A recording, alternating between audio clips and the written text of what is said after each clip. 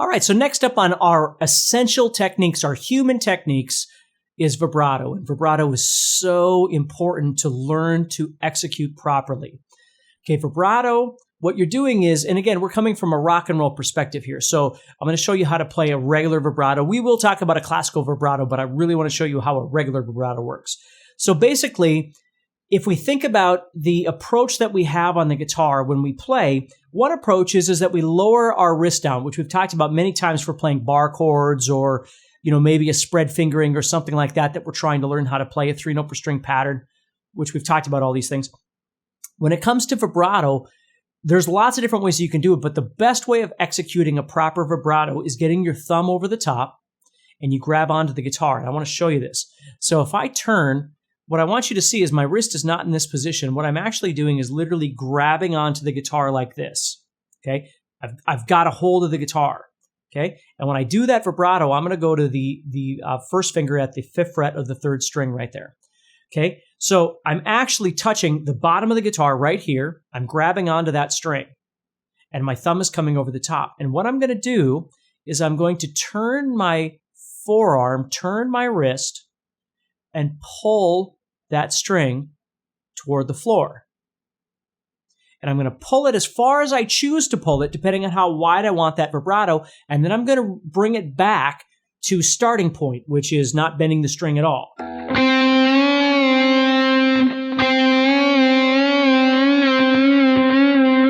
Now, when you start learning how to do this, number one, you might feel a little bit of pain in your finger because you're literally pulling with your finger. So what I want you to see here is when I'm doing this, I'm not doing this. Like, this is not happening. Okay, I'm going to take my finger off the string just for a second and just hover it over. So this is what I'm doing. I'm turning, and see how much that finger is turning? I'm pulling that string along with me. So the difference here is instead of trying to learn how to do a vibrato where you just put your finger down like this and you start going, notice how I don't have as much control when I try and do this. Okay, the vibrato winds up sounding like out of control. Now again, if that's the kind of vibrato you're looking for, then I guess that would be okay. Okay, but what we're looking for here is a controlled element. We're trying to figure out how wide we want to make that vibrato and how fast we want to make that vibrato. Those are the two elements of a vibrato. So when I grab onto the guitar, I'm stabilizing my hand. I'm holding onto the guitar, and I'm turning, and I'm pulling that string, and I'm choosing how wide I want it and how fast or slow I want that vibrato to go. So I'm the one in control. If I want a nice, smooth, small vibrato, and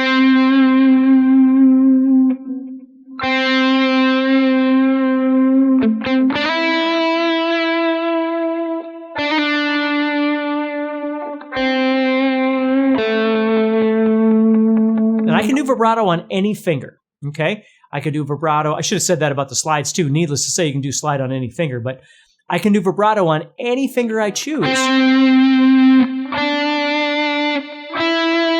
Just depending on where I land as I'm maneuvering around the fretboard. I can do a vibrato with just one finger. If I wanted to set down all 3 fingers, for instance, if I want to do a 7th fret here, I could set down 3 fingers for more stability if I choose to, or I can just use one finger like this. Again, there's no right way. The goal here, the most right answer I can give you is the control that I've got. Because when you try and do this, it's harder to have that control. Everything begins to sound more like it's from outer space.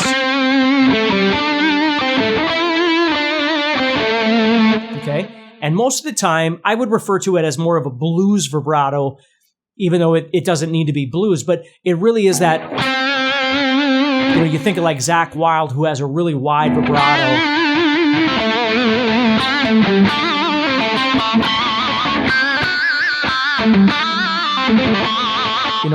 I can control how much of that I want, and I can make sure that the width and the speed of that vibrato is consistent. So the waveform that I'm creating with my vibrato is consistent. It's not erratic, okay? Because most of the time,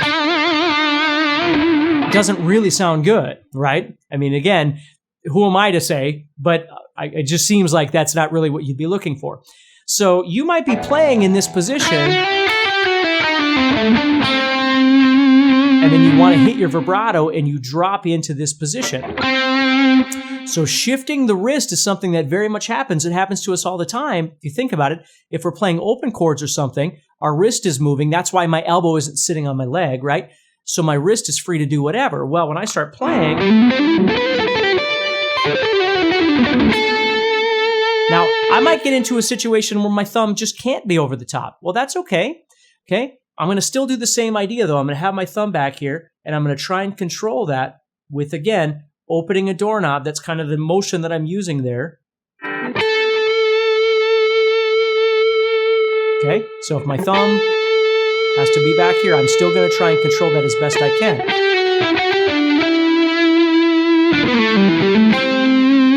You see? I find I have far more control when my thumb comes over the top because I can make that wider and still maintain control of everything I'm doing. But sometimes I just don't have the availability. It doesn't happen. I might be playing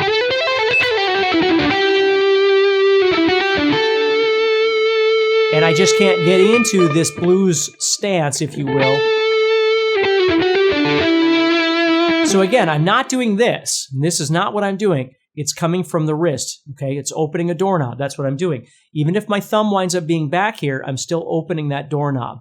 It's not this, okay? So you really want to try and get used to that. Now, if you're like me and you have a whammy bar that you can use, oftentimes when I get into those situations,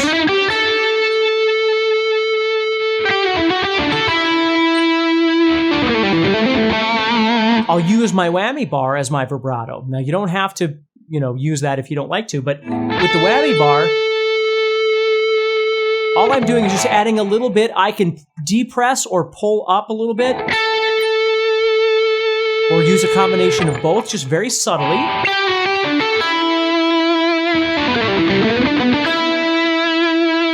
To create a vibrato that I like as well. And it's not trying to take the place of a regular vibrato, but I really like the sound of it. So sometimes I'll use that vibrato, a whammy bar vibrato.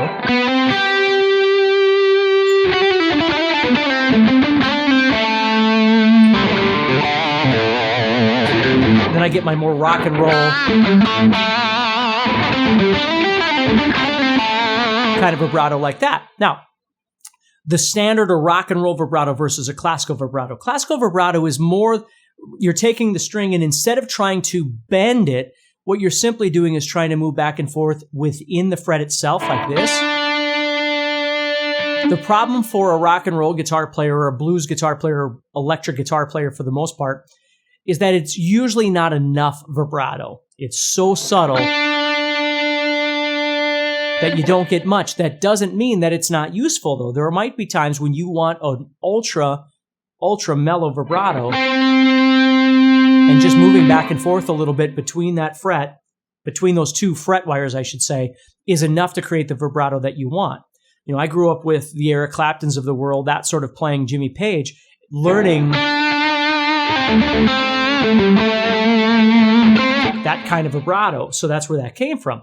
But a really nice mellow vibrato is always really sweet too. And that for me is kind of where sometimes my whammy bar will be really good for that. I can make it more aggressive if I choose to.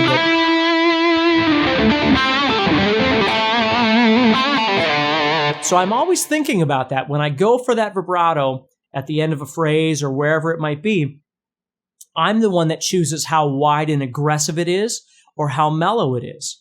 Whether it's coming from my fingers in a blues stance, it's coming from more of a spread fingering kind of position down here. Okay? Either way, it's not coming from here. Okay? And whether or not I want to use that whammy bar as some of my my vibrato as well. So learning how to control that vibrato is really, really important. Okay? Developing comfortability in that vibrato. So now you've got sliding and you've got vibrato, which they go wonderfully hand in hand.